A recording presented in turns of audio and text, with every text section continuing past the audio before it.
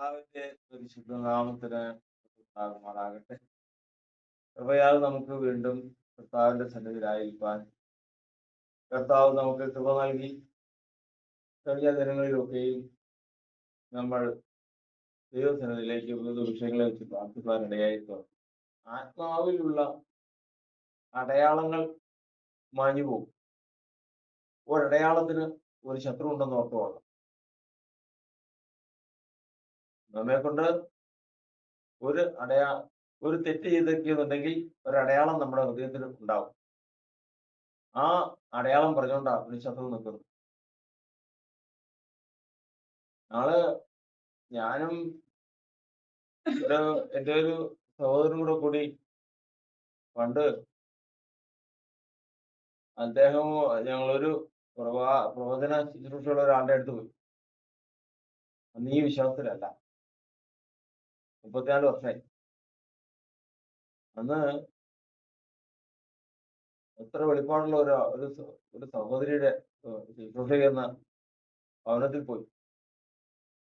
ഞങ്ങൾ അവിടെ ചെന്ന് മുട്ടുമടക്കിയപ്പോ അദ്ദേഹത്തിന്റെ വിഷയമാണ് പ്രാർത്ഥിക്കുന്നത്.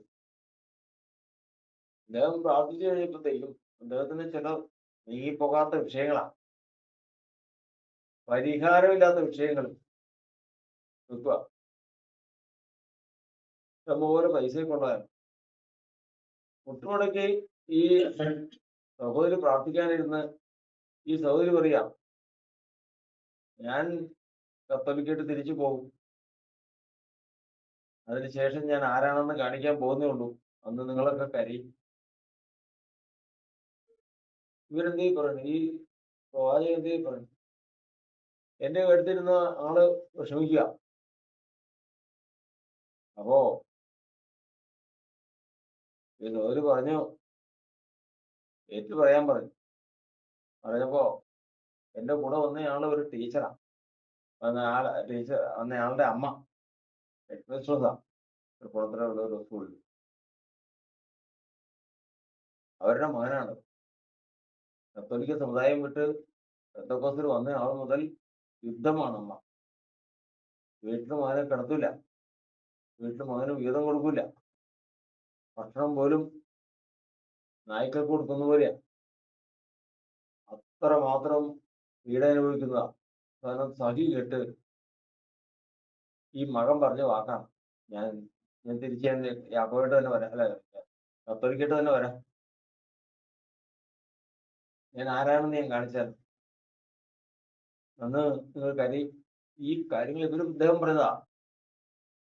ഇത് അടയാളപ്പെടുത്തി വെച്ചിരിക്കുക. ഇതിന്റെ കൂടെ നടന്നു ഒരു നന്മയ്ക്കും സമ്മതിക്കാതെ ഈ മനുഷ്യൻ, ഈ സഹോദരൻ എന്തെല്ലാം വിഷയം വെച്ചിട്ടുണ്ടോ, ഒരു വിഷയത്തിനും വിടൽ കിട്ടും, ലഭിക്കില്ല. ഇതാണ് പ്രശ്നം, ബന്ധനം. അവിടെ നെടുമ്പാട് വീണു. ഞാൻ വീട്ടിൽ ചെന്നാ അവരോട് ക്ഷമ ചോദിക്കാം എന്നെല്ലാം പറഞ്ഞ് കാര്യങ്ങളെല്ലാം കഴിഞ്ഞ് അവിടുന്ന് എഴുന്നേൽക്കാനിടയായി. പറഞ്ഞു വന്നതിന്റെ സാരം, നമുക്ക് വെച്ചിരിക്കുന്ന നന്മ ഒരിക്കലും നമുക്ക് പ്രാപിക്കാൻ, ആവശ്യം നമ്മൾ പ്രാപിക്കാൻ പറ്റാത്ത നിലയിൽ നമ്മിൽ നിന്ന് വാക്കുകൾ വരാൻ, നമ്മുടെ ചിന്ത വേറെ വഴിക്ക് പോകാൻ,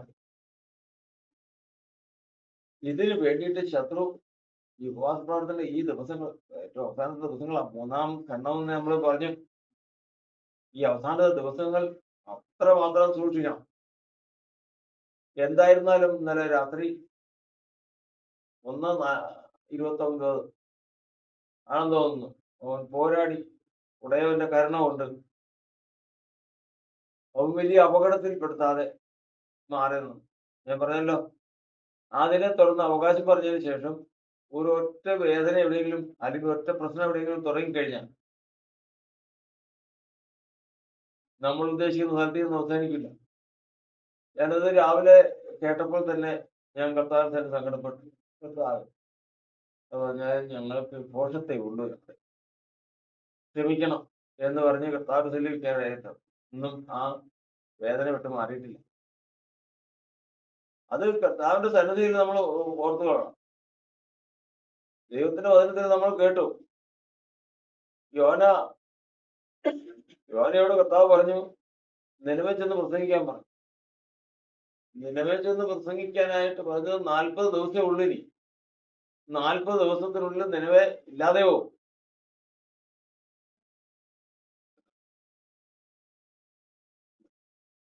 ഈ വാക്ക് കേട്ടപ്പോൾ നിലവിലെ രാജാവും പ്രജകളും എല്ലാം ഒരുമിച്ച് കൂടി, മൃഗങ്ങൾ വരെ തിന്നുകയോ കുടിക്കുകയോ ചെയ്യരുത്, നമ്മൾ ഇരട്ടിലും മിടയിൽ വരുന്ന ദൈവത്തോട് നിലവിളിക്കാം.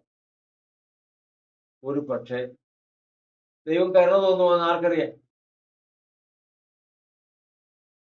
ഇവിടെ നമ്മൾ ഗ്രഹിക്കുന്നതനുസരിച്ച് ദൈവം കരുണ തോന്നിയാലും ഇല്ലെങ്കിലും, ഉപവസിച്ചാലും ഇല്ലെങ്കിലും, ഒരു കാര്യം മാറ്റമില്ലാത്ത കാര്യമാണ്.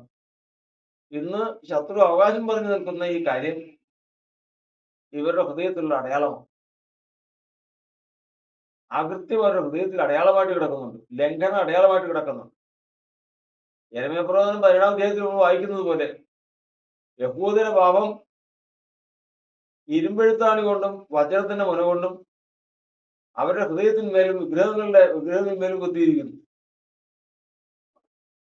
ഇത് നീങ്ങിപ്പോകാത്തിടത്തോളം കാലം അവിടെ മാനസാന്തരപ്പെട്ടെന്ന് പറഞ്ഞിട്ടോ, അവിടെ ഉപവസിച്ചെന്ന് പറഞ്ഞിട്ടോ യാതൊരു ചേട്ടമില്ല. ഞാൻ 21 ദിവസം ഉപവസിച്ചെന്ന് പറഞ്ഞതിന് ശേഷം ഈ അടയാളം ഇങ്ങനെ എടുക്കുകയാണെങ്കിൽ ഞാൻ ഉപവസിച്ചത് നല്ലതാ. ഞാൻ സ്നാനപ്പെട്ടെന്ന് പറഞ്ഞു കഴിഞ്ഞാൽ നല്ലതാ. പക്ഷെ അടയാളം ഇങ്ങനെ എടുക്കുക. അടയാളമുണ്ടോ? അടയാളമുണ്ടോ? ആ അടയാളം ഒരു എഴുത്താ. പണ്ട് ഞാൻ മുമ്പ് പറഞ്ഞു, ഒരു ഗ്രാമമുള്ള കാലത്ത് ആ ഡിസ്കിൽ ഇങ്ങനെ ഗുരുഗുരുന്ന് കണ്ടത് ചോദിച്ച്, ഇത് മലയാളമാണോ ഇംഗ്ലീഷാണോ എന്നാണ് ചോദിച്ചു. അതൊരടയാളമാണ്. ഇതുപോലെ മനുഷ്യന്റെ ഹൃദയത്തിൽ ഇങ്ങനെ ചെറിയതായിട്ട് എഴുതിയിട്ടിരിക്കുക. അത് ശത്രു എഴുതിയിട്ടിരിക്കുന്ന, അത് ഇരുമ്പെഴുത്താണി കൊണ്ടും വജ്രത്തിന്റെ മുന കൊണ്ടും എഴുതിയിട്ടുണ്ട്. പല എഴുത്താ, പല എഴുത്താ. അത് പല തരത്തിൽ എഴുതിയിട്ടുണ്ട്. അത് മാഞ്ഞു പോകാതെ ശത്രുവന്മാരില്ല. കാരണം ശത്രുവിന്റെ അവകാശം, ദൈവത്തിന്റെ ഭാഗം പറയുന്നത്, നീ പോകാൻ പറഞ്ഞു കഴിഞ്ഞാൽ ഞാൻ പോകുന്നത് എന്റെ അവകാശം അവിടെ കിടക്കുന്നു. അതും മായ്ച്ചു പോകുന്നതാണ് വിഷയം. അത് മായ്ക്കാനാണ് ഹൃദയത്തിന്റെ തപിപ്പിക്കണമെന്ന് പറയുന്നത്. ചൂട് പിടിക്കുമ്പോഴാണ് ഇത് പോകുന്നത്. അപ്പോൾ ചൂട് പിടിച്ചു കഴിയുമ്പോൾ അത് ഈ ഉപവാസ പ്രാർത്ഥന തീരുന്നവരെ ഇങ്ങനെ ഇരിക്കും. അത് അത് മായ്ച്ചു കളയാതെ വേണം. കാരണം ഇടയ്ക്കിടയ്ക്ക് അത് ഇങ്ങനെ വെളിപ്പെട്ടുകൊണ്ടിരിക്കും. വാക്കുകളായിട്ടായിരിക്കും, ചിന്തകളായിട്ടായിരിക്കും, പ്രവർത്തികളായിട്ടായിരിക്കും, പല പല കാര്യങ്ങളാലും ഇങ്ങനെ വെളിപ്പെട്ടുകൊണ്ടിരിക്കും. 20 ദിവസം ഉപവാസ പ്രാർത്ഥന കഴിഞ്ഞു. അത് പതുക്കെ തെളിക്കാനായിട്ട് അവൻ വീണ്ടും വരും. വീണ്ടും വരുമ്പോഴേക്കും അകന്നു നിന്നൊക്കെ വന്ന് വീണ്ടും അത് തെളിച്ച് അവനോട് കൂടെ കൂടാനായിട്ട് ശ്രമിക്കും. അതുകൊണ്ടാണ് ഈ ഉപവാസ പ്രാർത്ഥന കഴിഞ്ഞ് മറ്റു സൂക്ഷിക്കണമെന്ന് പറയും. അതുകൊണ്ട് നമ്മൾ ഇന്ന് ദൈവസന്നിധിയിൽ 21 ദിവസം ഉപവാസ പ്രാർത്ഥന എന്ന് നമ്മൾ പറയുമ്പോൾ ഭക്ഷണമില്ല. നമ്മൾ എല്ലാ കാര്യങ്ങളും മാറ്റിവെച്ചതിന് ശേഷം മനുഷ്യ അപ്പം കൊണ്ട് മാത്രമല്ല ദൈവത്തിന്റെ വായെന്ന് പറയുന്ന സകല വചനം കൊണ്ടും ജീവിക്കുന്നു അറിയേണ്ടതിന് ഈ വചനപ്രകാരം വചനമാണ് നമ്മൾ ഭക്ഷിച്ച് ജീവിക്കുന്നത്. അങ്ങനെ വചനവുമായിട്ട് നമ്മുടെ ഉള്ളിൽ ആഹാരമായി മുമ്പോട്ട് പോകുമ്പോൾ ഈ വചനത്തിന് വിരുദ്ധമായിട്ട് ഏതെങ്കിലും ഒരു കാര്യം വരുന്നുണ്ടെങ്കിൽ അത് അപ്പോൾ തന്നെ ശത്രുവിന്റെ അവകാശമാണ്. എവിടെ സംഭവിച്ചതെന്ന് അറിയാം. നിലവേക്കാർ 3 ദിവസം ഉപവാസ പ്രാർത്ഥന കഴിഞ്ഞപ്പോഴത്തേക്കും 3 ദിവസം ഉപവാസ പ്രാർത്ഥന കഴിഞ്ഞപ്പോ കർത്താവ് അവരെ എങ്ങനെ എന്ത് കേട്ടു? കർത്താവ് അവർ മാനസാന്തരപ്പെട്ടു വന്നു അവരുടെ പ്രവർത്തികളാൽ കണ്ടപ്പോൾ. വാക്കോർത്ത് വന്നു. എങ്ങനെയാണ്? പ്രവർത്തികളാൽ. ഈ 3 ദിവസം ഉപവാസ പ്രാർത്ഥന ഇരിക്കുമ്പോഴത്തേക്കും ഇവിടെ എല്ലാവരും ദോഷം ചെയ്യാൻ പോകണ്ടോ? 3 ദിവസം ഉപവാസ പ്രാർത്ഥന ഇരിക്കുന്നവരെങ്കിൽ പാപം ചെയ്യാൻ പോകണ്ടോ? പിന്നെ ഇങ്ങനെ പ്രവൃത്തിയാക്കണ്ടേ? ഒരു മനുഷ്യൻ പ്രവർത്തിക്കുന്നതിന് മുമ്പ് അത് അവന്റെ ഹൃദയം കൊണ്ട് ചെയ്യും. ഹൃദയം കൊണ്ട് ചെയ്യുന്നതിന് മുമ്പേ അവന്റെ ഹൃദയത്തിൽ അത് എഴുതും. ഇതാണ് ക്രമം. അപ്പോ ഒരു മനുഷ്യൻ ഒരു പ്രവൃത്തി ചെയ്താൽ അതിനു മുമ്പ് എവിടെ ഉണ്ടാവും? ഹൃദയത്തിലുണ്ടാകും. ഹൃദയത്തിൽ ഉണ്ടെങ്കിൽ അതിനു മുമ്പ് അതെവിടെ എഴുതും? ഹൃദയത്തിൽ എഴുതി കിട്ടും. ഇതാണ് ഈ ഉപവാസ പ്രാർത്ഥനയിൽ നമുക്ക് മേടിക്കേണ്ടത്. നമുക്ക് എന്ത് കിട്ടണം? എഴുതി കിട്ടണം. എഴുതി കിട്ടണം. എഴുതാൻ ആയിട്ട് ഇതിന് വിരുദ്ധമായിട്ടുള്ളതെല്ലാം മായ്ച്ചു കളഞ്ഞതിന് ശേഷം കൃത്യമായിട്ട് നമ്മൾ നാളെ ചെയ്യാനുള്ളത് എഴുതി കിട്ടിക്കഴിഞ്ഞാൽ മനുഷ്യന്റെ ഒരു പ്രത്യേകതയുണ്ട്. അത് റോമാലേഖനം 2-ാം അധ്യായം പഠിക്കുമ്പോഴേ അറിയാവുള്ളൂ. ഇങ്ങനെയാണ്, മനുഷ്യൻ പല വാക്കുകളും പ്രസംഗിക്കും, ഘോരഘോരം പ്രസംഗിക്കും. നിങ്ങൾ നുണ പറയരുത്, നിങ്ങൾ ആരോടും ദോഷം ചെയ്യരുത്, നിങ്ങൾ ഏറ്റവും നല്ലവരായി ജീവിക്കണം. ഈ പ്രസംഗമൊക്കെ 1 മണിക്കൂറൊക്കെ അങ്ങ് കഴിയും. പക്ഷേ അവസരം വരുമ്പോൾ ഈ മനുഷ്യൻ നുണ പറഞ്ഞു. പ്രസംഗിച്ചത് എന്താ? നുണ പറയരുത്. ആവശ്യം വന്നപ്പോൾ എന്ത് ചെയ്തു പറഞ്ഞു? എന്താ കാരണം? അതിന് ആ ലേഖനം വായിക്കാം. എന്താണെന്നറിയാമോ? അങ്ങനെ നുണ പറയുന്ന കാര്യം അവന്റെ ഹൃദയത്തിൽ എഴുതിയിരിക്കുന്നു. അവൻ നുണ പറയുള്ളൂ. അതായത് ചുരുക്കം പറഞ്ഞു കഴിഞ്ഞാൽ മനുഷ്യൻ എന്ത് പ്രസംഗിച്ചാലും എന്ത് പറഞ്ഞാലും ഹൃദയത്തിൽ എഴുതിയതേ അവൻ ചെയ്യൂ. അവിടെയാണ് അടിസ്ഥാന പ്രമാണമായിട്ട് ഒരു ക്രിസ്തീയ വിശ്വാസി മനസ്സിലാക്കിയിരിക്കേണ്ടത്. ഞാൻ എത്ര മോടിയോടെ ചമഞ്ഞാലും, ഞാൻ എത്ര മര്യാദക്കാരനായിട്ട് ചമഞ്ഞാലും എന്റെ ഹൃദയത്തിൽ എഴുതിയിരിക്കുന്നത് മാത്രമേ എന്നെ കൊണ്ട് പ്രവർത്തിക്കാൻ പറ്റൂ. അല്ലാതെ പ്രവർത്തിക്കാൻ പറ്റില്ല. എത്ര ഭയങ്കര ക്രിസ്തീയ വിശ്വാസം എന്ന് പറഞ്ഞതിൻ്റെയൊക്കെ ആഴം കിടക്കുന്ന അവിടെയാണ്. എല്ലാവരും അതിനെക്കുറിച്ച് ഗ്രഹിച്ചിട്ടില്ലെങ്കിൽ റോമാലേഖനം ഒന്ന് വായിക്കാം.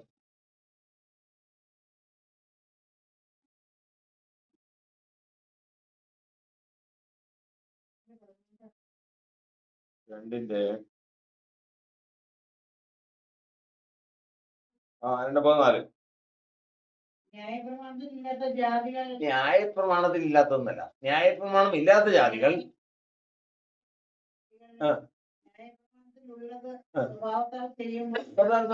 അവിടെ അവിടെ ഒരു കൂട്ടര് ജാതികളാ, ആർക്കും ഇതൊന്നും അറിയാൻ പാടില്ല. അവര് സ്നാനപ്പെട്ടിട്ടില്ല, അവര് ആത്മാവിനെ പ്രാപിച്ചിട്ടില്ല, ക്രിസ്തീയ വിശ്വാസികളുമല്ല. പക്ഷെ അവര് ചെയ്യുന്നത് ന്യായപ്രമാണത്തിലുള്ളതാ. അങ്ങനെ വന്നാൽ സൂക്ഷിച്ചാ മതി.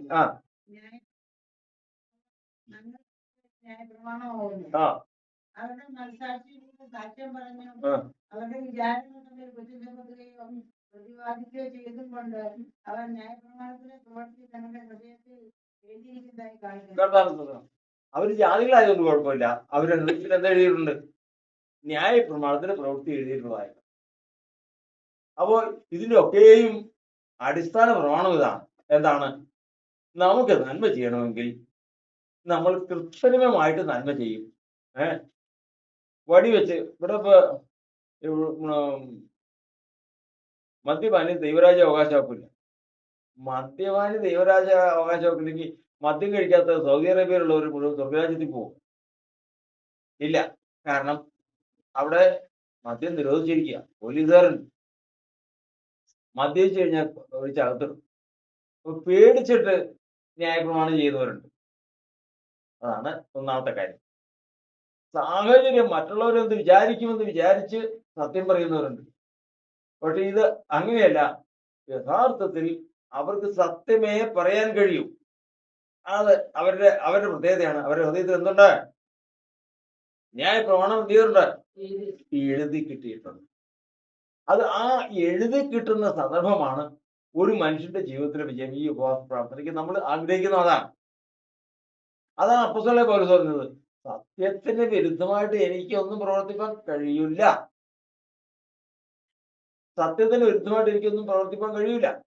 യേശുവിന് പാപം ചെയ്യാൻ കഴിയുകയില്ല. എന്താ കഴിയില്ല? എന്താ എഴുതപ്പെട്ടിട്ടില്ല. കാരണം ഇനി പക്ഷെ കായികമായിട്ട് ചിന്തിച്ചേ, ആ മനുഷ്യന്റെ ശരീരമില്ലേ? ആ മനുഷ്യന്റെ ആരോഗ്യമില്ലേ? ആ മനുഷ്യന് അതിൻ്റെതായ രക്തമില്ലേ? തൃഷ്ണയില്ലേ? ചെയ്യാലോ. പക്ഷെ അതിന് കഴിയില്ല.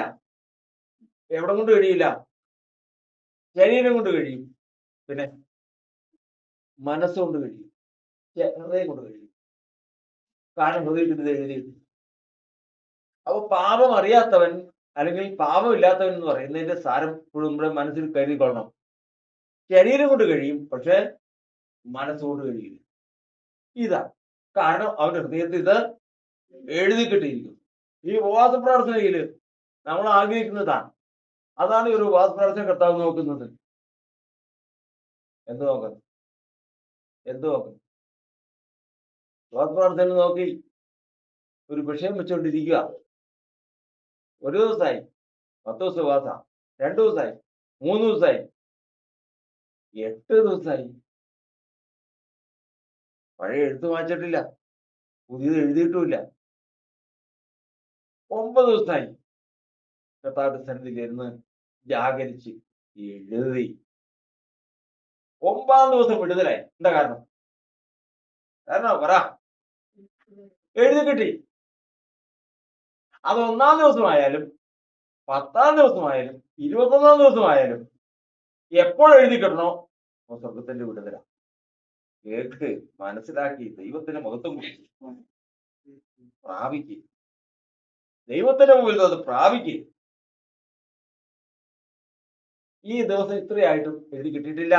എഴുതി കഴിഞ്ഞാൽ ആ സമയം സ്വർഗം മറുപടി വരും. എന്ത് മറുപടി വരും?